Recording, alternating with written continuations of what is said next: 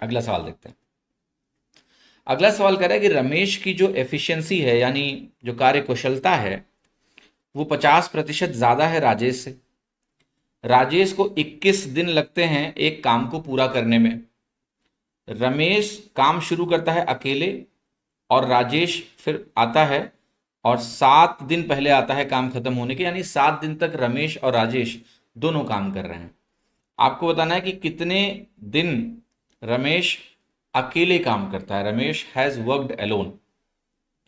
तो देखो यहां सिनारियो क्या है। सबसे पहले ये तो क्लियर है हमें कि 7 दिन तक दोनों बोथ काम कर रहे हैं, राइट? यस और नो?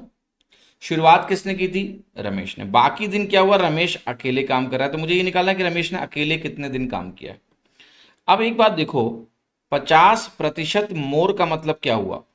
अगर मैं लिखूं कि मेरे पास यहां रमेश है और यहां मैं लिखूं राजेश है, तो रमेश और राजेश की एफिशिएंसी का रेशियो क्या बनेगा?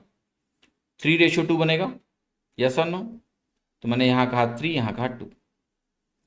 अब राजेश इस काम को अगर 21 दिन में कर सकता है, तो टोटल वर्क मैं निकाल सकता हूं अब कि टोटल वर्क एफिशिएंसी राजेश की इंटू राजेश ने कितना दिन लिया? 21 दिन, तो 42 यूनिट का टोटल काम है। अब एक बात और देखना गौर से बेटा, कि दोनों लोगों ने आखिरी 7 दिन काम किया है, तो निकालो आखिरी 7 दिन में कितना काम हुआ होगा। दोनों की कंबाइंड एफिशिएंसी है 3+2 यानी 5 यूनिट की। तो 7 दिन में 7 × 5 यानी 35 यूनिट का काम हो गया। तो इसका मतलब पहले कितना काम हुआ होगा? 7 यूनिट, तभी तो टोटल काम पूरा हो गया। यानी रमेश ने अकेले 7 यूनिट का काम किया था। अब ये 7 यूनिट का काम करने में रमेश भाई साहब को कितने दिन लगेंगे? तो रमेश की अपनी जो एफिशिएंसी है वो 3 यूनिट की है और 7 यूनिट का काम है, तो 7/3 दिन लगेंगे।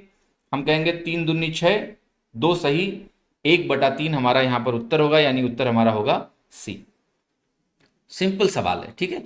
तो दोनों के द्वारा किए गए 7 दिनों का काम निकाला, टोटल वर्क में घटाया, यानी उतना काम पहले हो गया है, तो उसको हमने 3 यानी रमेश की एफिशिएंसी से डिवाइड करके फाइनल आंसर निकाल लिया। क्या सभी को समझ में आ रही है मेरी बात?